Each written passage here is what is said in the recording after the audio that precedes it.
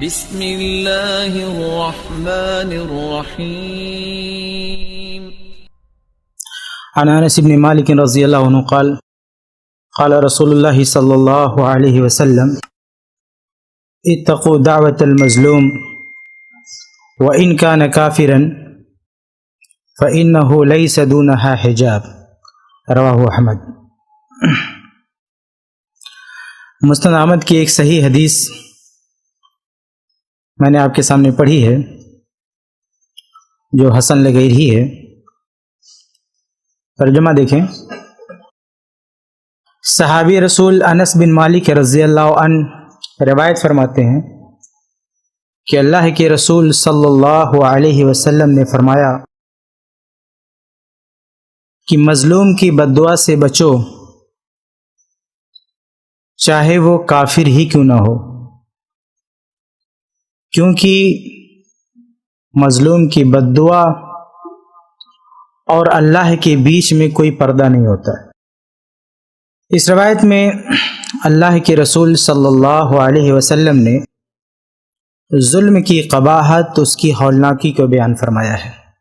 کہ ظلم کتنی خطرناک چیز ہے، کتنی قبیح چیز ہے، اور پھر یہ کہ اللہ رب العالمین ظالموں کے ساتھ جو سلوک کرتا ہے، ان کا جو حشر کرتا ہے، وہ بھی بیان فرمایا ہے۔ اور سب سے بڑی بات یہ کہ حدیث میں یہاں تک کہا گیا کہ جس پر ظلم ہو رہا ہے، جو مظلوم ہے، ایسا نہیں کہ وہ مسلمان ہے تو اس پر کوئی آفت آئے گی، کوئی بھی ہو، حتیٰ کہ کافر ہی کیوں نہ ہو، غیر مسلم ہی کیوں نہ ہو، وَإِن كَانَ كَافِرًا، گرچہ وہ کافر ہو، غیر مسلم ہو، کوئی بھی ہو، لیکن اگر اس پر ظلم ہوگا اور اس مظلوم نے اللہ کو پکارا تو اللہ تعالیٰ اس کی پکار سنتا ہے۔ جبکہ اللہ رب العالمین کا عام یہ اصول ہے کہ اللہ تعالیٰ ہر ایک کی دعا نہیں سنتا ہے، ہر ایک کی مدد نہیں کرتا، ہر ایک کی پکار نہیں سنتا ہے۔ جو لوگ کچھ جرائم اور کچھ پاپ میں مبتلا ہوتے ہیں، جیسے کوئی چوری کرتا ہے، حرام کھاتا ہے،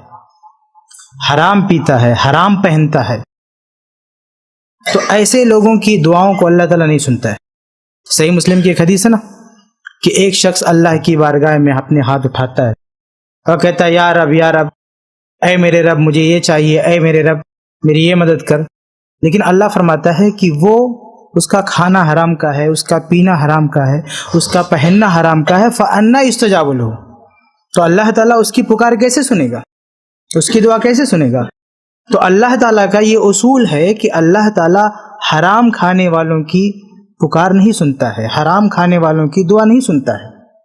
جو حرام کھاتے ہیں، حرام پہنتے ہیں، حرام پیتے ہیں، ناجائز کھاتے پیتے ہیں، ناجائز کاروبار کرتے ہیں، ایسے لوگوں کی دعا اللہ تعالیٰ نہیں سنتا ہے۔ لیکن اگر کسی پر ظلم ہو رہا، کسی کو بلا وجہ مارا جا رہا ہو، پیٹا جا رہا ہو، ستایا جا رہا ہو، تو پھر اللہ تعالیٰ وہاں یہ نہیں دیکھتا کہ جس پر ظلم ہوا ہے وہ کیسا ہے، وہ اچھا ہے، برا ہے، کیسا بھی ہے، لیکن اگر ظلم ہوا ہے اس کے بعد اس نے اللہ کو پکارا تو اللہ تعالیٰ اس کی پکار سنتا ہے۔ بلکہ بعض روایتوں میں تو یہ بھی ہے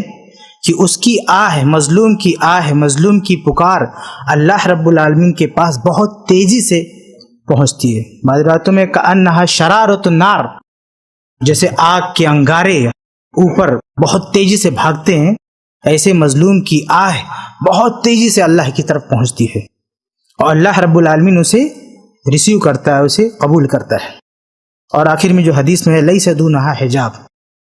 کہ مظلوم کی آہ اور اللہ کی کے بیچ میں کوئی پردہ نہیں ہوتا۔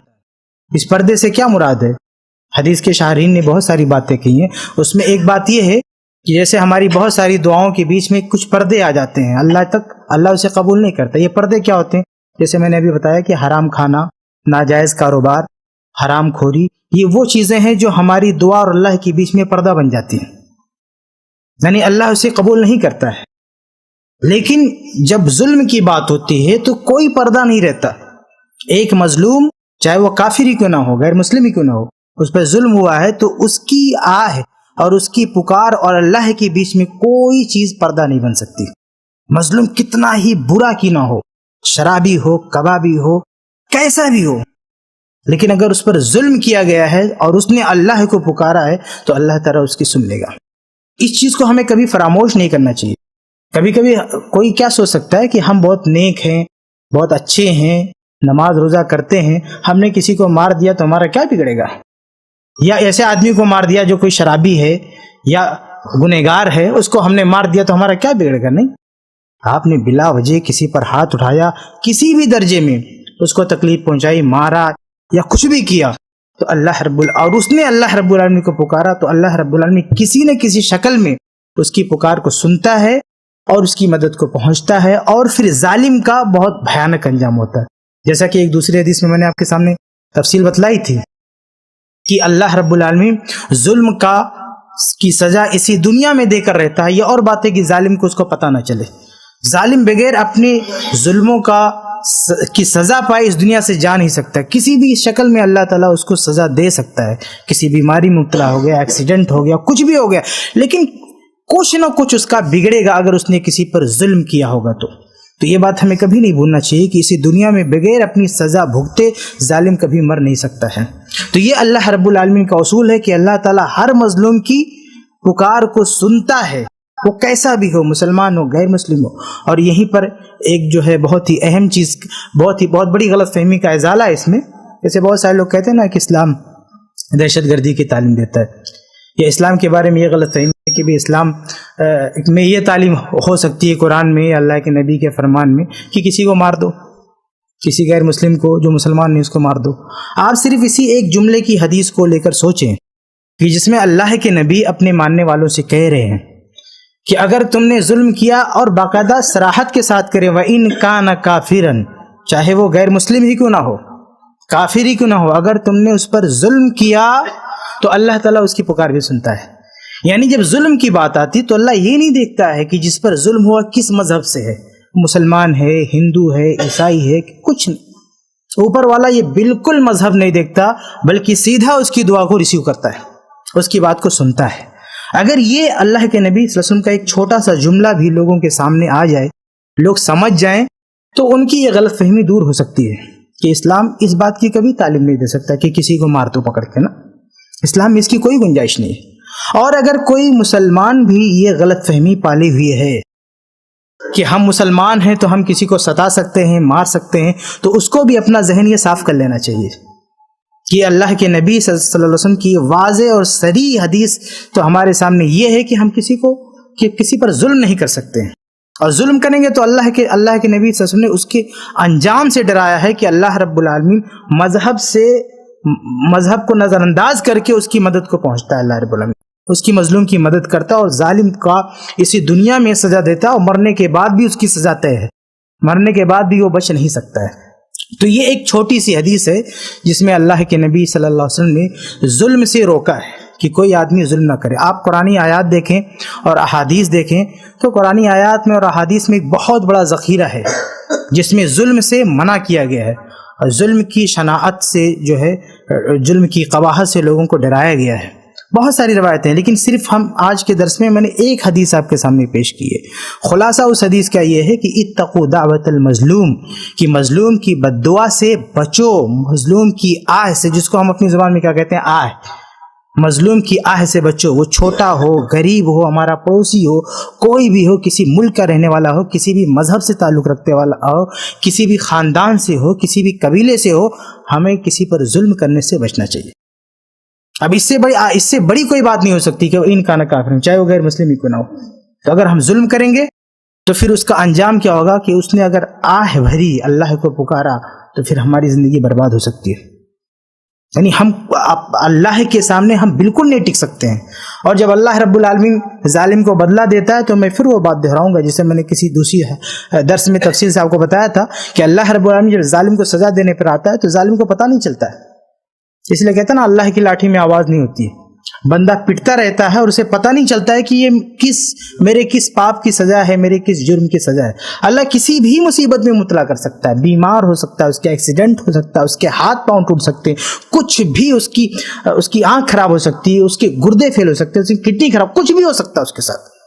کوئی بھی شکل اس کے ساتھ ہو سکتی ہے۔ اور آج دیکھیں، آج کی دنیا میں ہم دیکھیں ظلم کتنا عام ہے، اور نتیجہ دیکھیں آپ کتنی خطرناک بیماریاں، کتنی خوفناک بیماریاں، کتنی خوفناک مصیبتیں، لوگوں کی موت ہوتی اتنی خطرناک طریقے سے، ایکسیڈنٹ اتنے خطرناک طریقے سے ہوتا ہے، بیماریاں اتنی بھیانک ہوتی ہیں، مرنے والا اتنی کتنا تڑپ کے مرتا ہے، اتنی خوفناک مصیبتیں جو آ رہی ہیں، اس کو ہم بیماری کے نام سے جانتے ہیں، اس کو ہم ایکسیڈنٹ سمجھتے ہیں، اس کو ہم حادثہ سمجھتے ہیں، لیکن ان بیماریوں، ان تباہیوں کے پیچھے ہو سکتا ہے کہ ہمارے ظلم بھی کام کر رہے ہوں، ہو سکتا ہے کہ ان مصیبتوں کا ہم سامنا کر رہے ہیں تو اس سے پہلے، یہ مصیبتیں آنے سے پہلے ہمارے ہاتھوں نے کسی کو ستایا ہو، کسی کو پریشان کیا ہو۔ ضروری نہیں ہے ایسا، اللہ تعالیٰ آزما بھی سکتا ہے، ہمیں نہیں کہتے کہ جس بھی بیمار کو آپ دیکھیں، جس بھی مصیبت زدہ کو آپ دیکھیں آپ یہ سمجھ لیں کہ وہ پاپی تھا، نہیں، ہو سکتا ہے اللہ اس کو آزما رہا ہو، مصیبت دے کے آزما رہا ہو کہ میرا بندہ کتنا صبر کرتا ہے، لیکن یہ بھی ہو سکتا ہے کہ اللہ اسے تڑپا رہا ہو، اللہ اسے سزا دے رہا ہو، دونوں باتیں ہو سکتی ہیں۔ اس لیے ہمیں بچنا چاہیے، ان خطرناکیوں کو دیکھنے کے باوجود بھی ہمیں سنبھلنا چاہیے۔ جن مشکل حالات سے ہم گزر رہے ہیں ہماری آنکھوں کے سامنے ہے، پوری دنیا میں کیا ہو رہا ہے، لوگوں کے ساتھ کیا ہو رہا ہے، ظلم تو ہو رہا ہے، ظلم کے علاوہ کی میں بات کر رہا ہوں، اسپتال میں کیا ہو رہا ہے، روڈ پہ کیا ہو رہا ہے، کیسے ہماری موت ہو رہی ہے، کیسے لوگوں کی جانیں جا رہی ہیں، ٹرین میں دیکھیں کیا ہو رہا ہے، کوئی جل گیا، کوئی کٹ گیا، یہ سب ایسے نہیں ہوتا ہے۔ اللہ رب العالمین دیکھ رہا ہے کس کے ساتھ کیا کرنا ہے، کوئی نہ کوئی مصلحت ہوتی ہے، ہمیں سے کسی کے ساتھ کچھ ہوتا ہے تو اللہ کی کوئی مصلحت ہوتی ہے، یا تو اللہ آزمانا چاہتا ہے کہ اس بندے کو لاؤ آزمائیں کہ اللہ پر اس کا ایمان کتنا ہے، اس مصیبت میں اللہ پر صبر کر پاتا ہے کہ نہیں کر پاتا ہے،